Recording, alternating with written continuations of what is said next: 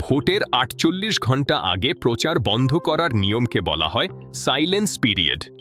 এটি ভারতের নির্বাচন কমিশনের একটি অত্যন্ত গুরুত্বপূর্ণ নিয়ম।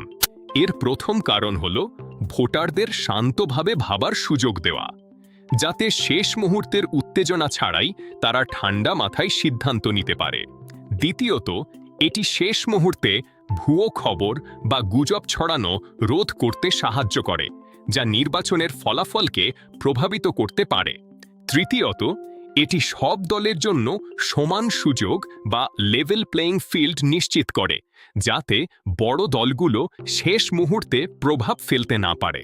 চতুর্থত, এটি ভোটের আগের পরিবেশ শান্ত ও নিরপেক্ষ রাখে, কোনো রকম ঝগড়া বা সংঘর্ষ ছাড়াই। এই নিয়মটি জনপ্রতিনিধিত্ব আইন ১৯৫১-র ১২৬ নম্বর ধারার অধীনে আসে। এটি আমাদের গণতান্ত্রিক প্রক্রিয়ার সুরক্ষা দেয়। সহজ কথায়, নীরব সময় ভোটারদের কোনো চাপ ছাড়া নিজের সিদ্ধান্ত নেওয়ার স্বাধীনতা দেয়। সুস্থ গণতন্ত্রের জন্য এটি জরুরি। দায়িত্ব নিয়ে ভোট দিন, গণতন্ত্রকে শক্তিশালী করুন।